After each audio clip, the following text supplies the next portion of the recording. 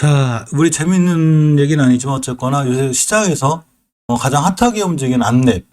드디어 범인이 잡혔습니다. 누가 그동안 그렇게 주식을 끌어모아서 이대주주로까지 갔는지 드디어 밝혀냈습니다. 이거 밝혀냈다기보다는 그렇게 끌어올렸으니까 그 5% 이상 이제 매수를 하게 되면 5거래일 안에 정체를 밝혀야 되거든요. 밝힐 수밖에 없죠. 그죠? 엄청나게 흔드는 안랩이죠.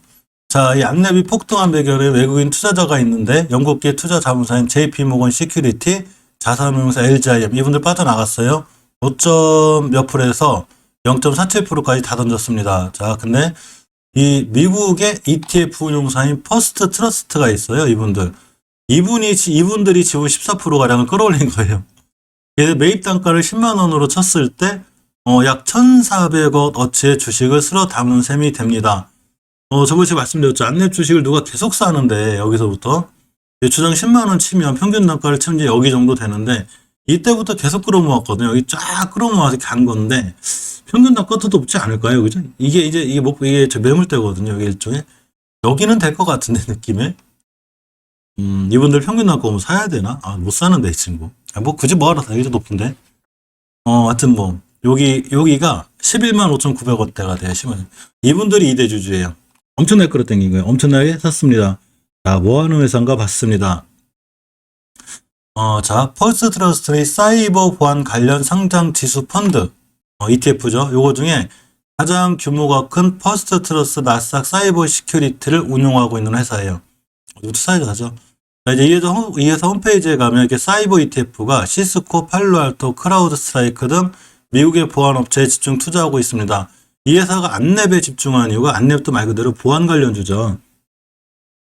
그렇기 때문에 어차피 자기들 이제 보안 관련 쪽에 많이 투자하시는 분들이다 보니까 우리나라 대표 사이버 보안 관련주는 안랩이죠, 당연히. 그러니까 그래서 안랩을 사야 되겠다.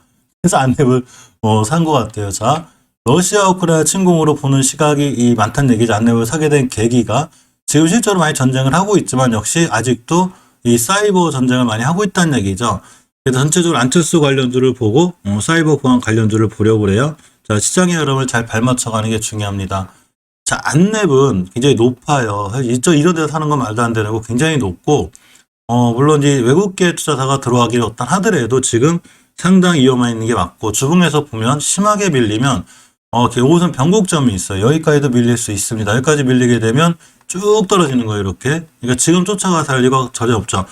보통 제가 주식 얘기를 할 때 가장 먼저 뭘 말씀을 드리냐면, 내가 주식을 살 때, 자, 잠깐 공부 한번 하고 갈게요. 우리 매수 타이밍 잡는 법 알려드릴게요. 우리가 주식의 매수 타이밍을 잡는 법. 주식의 매수 타이밍을 잡는 법, 제가 심리적으로 안정적으로 잡는 법 알려드릴게요. 가장 쉬워요. 내가 이 주식, A라는 주식을 샀을 때, 어느 자리를 깼을 때 손절할 수 있는가를 먼저 생각하고, 이 손절할 수 있는 가격에 왔을 때 매수하는 거예요. 즉, 매수가 이꼬르 손절가가 돼야 되는 거예요. 이걸 지키지 못하면 큰 손실로 옵니다. 아주 쉬워요. 그러니까 내동매매 할 일은 아예 없는 거죠. 또 하나가 음봉을 잘 보고 있으면 돼요. 음봉이 떨어졌을 때 제가 매수할 수 있는 위치가 옵니다. 그러면 내가 만약에 성상개미TV가 그렇게 안랩을 사고 싶어. 안랩이 너무 좋아. 퍼스트 트러스트가 들어와가지고 꼭 어느 위치에서 사고 싶어. 그럼 저라면 어디서 사냐면 여기서 사요. 여기. 자, 이게 언제냐면 한번 주가가 이제 이 안철수를 엮이면서 쭉 날아갔다가 떨어진 적이 있어요. 근데 이때가 언제냐면 96,000원일 때예요. 96,000원 여기가 됩니다. 그죠? 여기가 되는데 여기를 엄청난 강한 거래량 가지고 뚫었습니다. 그러면 이 거래량의 범인이 지금 잡혔죠. 이 범인이 누구라고요? 네, 아까 말씀드린 이름이 어려서 까먹었네. 잠깐만요. 범인 나와라. 퍼스트 트러스트. 이 자리를 뚫은 법인이 바로 퍼스트 트러스트라는 그 투자회사예요. 퍼스트 트러스트. 자, 이분들이 엄청난 강한 거래를 갖고 이 자리를 뚫었는데 이 자리 밑으로 판다? 좀 어렵죠. 그죠? 손실 보고 이제 이렇게 되지 않다는 얘기죠. 그렇기 때문에 이 자리를 여기서 깨지 않는다고 보고 가격을 딱 찍어 보니까 96,900원에서 한 10만 원, 그러니까 96,000원에서 한 10만 원대 이렇게 되겠죠. 3, 4%가 되는 거예요. 그러면 이 자리를 끌고서 일봉으로 오는 거예요. 이렇게 보니까 여기 변곡점 하나가 있죠. 이렇게. 96,900원을 그리게 되면 21선이 돼요. 이렇게 21선이 된다는 얘기죠. 그러면 이 친구를 가만히 보고 있다가 역시나 5일선 기준이 되는 이게 변곡점 이 자리를 뚫을 때 이런 거래량이 터졌기 때문에 야 이걸 과연 깰까 이렇게 생각해 볼 수 있는 거죠. 그럼 지금 쫓아갈 거 없이 이런 날들을 잘 지켜준다든가 다음날 이 자리를 깨지 않는 선상에서 매수해야 돼요. 깨면 손절하면 되니까. 손절은 1, 2%를 짧게 가져가는 거죠. 기대 수익은 크죠. 자 근데 다른 거 사서 뭐 더 살 돈이 없어서 기다리고 있었는데 여기까지 왔네 21선. 생각해 봐야죠. 그 자리가 주봉에서 5주선이기 때문에 내가 들어갈 자리가 있는 거예요. 즉 어떤 종목을 사더라도 순간 아무 생각 없이 사는 게 아니라 내가 어디서 살 건가 어디를 사서 어디를 깨면 내가 손절하겠다라는 정확한 계산을 갖고 들어가는 거예요. 이해하셨죠? 주식은 꼼꼼하게 계산하고 들어가는 거예요. 올라가는 거 막 사지 말고 뉴스 보고 사는 게 아니라 뉴스를 봤다 하더라도 내가 들어가는 위치는 정확히 정해져 있어야 합니다. 그래서 깨야 내가 손절했을 때 한 1% 정도 수수료까지 한 2% 떼겠구나 이렇게 해야 되는 거예요. 만약에 순간 막 올라갈 때 사면 이렇게 싹 쫓아갈 때 올라샀어. 그 손절할 어디 없잖아요. 그죠? 아무것도 손절할 수 있는 게 뭐가 없죠. 증거가. 물론 이 단타 고수나 잘하시는 분들은 이 분봉을 굉장히 잘 봐요. 그래서 난 21선 깨면 20선 깨면 손절할 거야. 분봉상. 이렇게 20선 안 깨면 매수할 거야. 이런 기준을 잘 잡고 하시기 때문에 이러신 분들이 아닌 초고수가 아닌 다음엔 느긋하게 매수하는 법을 익히는 게 좋아요. 선 거놓고 안 깨면 매수해야 되겠다. 뭐 이렇게 얘기죠. 하시는 게 좋고. 신효수님 어서 오세요. 이렇게 보는 게 좋고 누가 많이 빠져나갔나도 제가 알려드렸죠. JP모건이 많이 빠져나갔습니다. JP모건이 3일 만에 거의 지분이 5%, 5.38%였는데 거의 다 던지고 이제 0.79% 들고 있어요. 분할 매도를 확실하게 하는데요. 그죠? 우리도 지금 분할 매도는 90%, 95%, 96%? 97% 정도 지금 매도하고 나머지 0.3% 남겨놨다는 얘기 아니에요? 이게 지금. 그죠? 얼마 벌었냐면 114억 벌었대요. 114억. 9만원대 샀다고 쳤을 때. 엄청 많이 벌은 거죠. 잠깐 들어가서. 그죠? 엄청 많이 벌은 거고. 금간의 대차 잔액이 늘고 있습니다. 이 얘기는 앞으로 공매도가 나올 수 있다는 얘기예요. 자, 공매도 거래량이 일별 20억 원. 이 정도로 나오고 있고, 이 공매도가 늘어나면 당연히 단기적으로 낙폭을 더 키울 수 있는 이런 상황이 되고, 대차 잔고도 3월 7일이 때 966억 원이었는데, 지금 이제 2,978이니까 208% 엄청 올라간 거예요. 대차 거래는 공매도의 선행지표가 된다고 그랬죠. 따라서 앞으로 공매도가 나올 수 있는 상황이 되고, 자, 시총 대비 공매도도 꽤 크죠.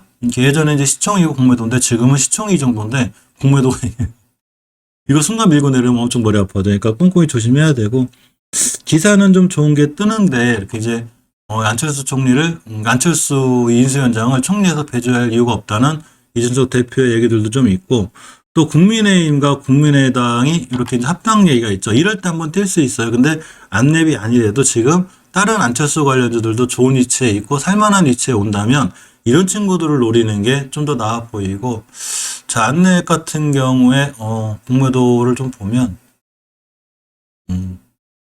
실제로 공매도가 지금 많이 나오진 않는데 대차 거래가 많이 나온 거죠. 내일이 돼야 좀 더 정확히 나오거든요. HTS는. 신규 수량이 계속 늘고 있긴 한데, 아직은 뭐 크게 드러나는 부분이 보이잖아요. 이게 아마 내일께 나와야 될 것 같아요. 내일께. 그러니까 어저께.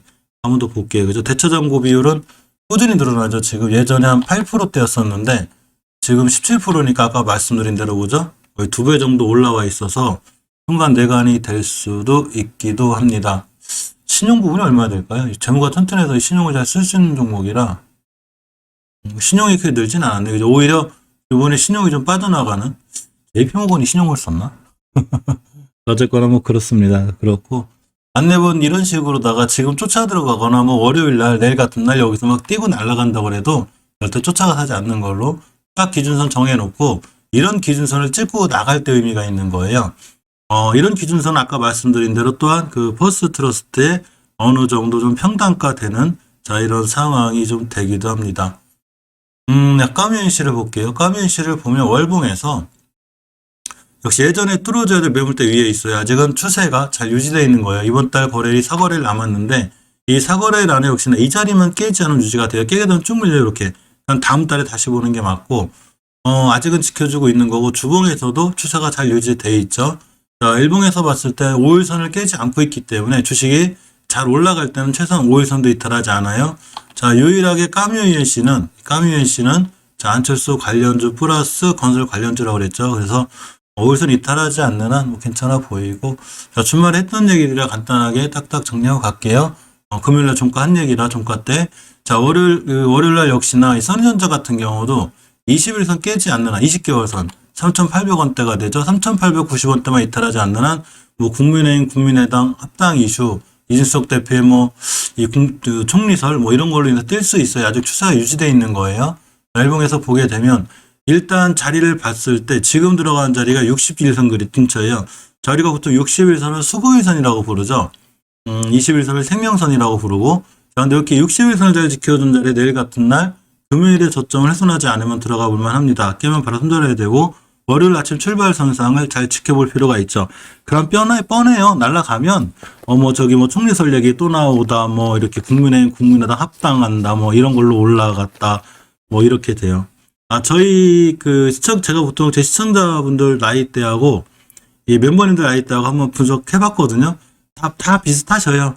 큰 차이가 없어요. 근데 근간에 제 영상에 참 기쁜 일인지 모르겠지만 20대부터 30대이신 분들도 꽤 조금 들었어요. 조금.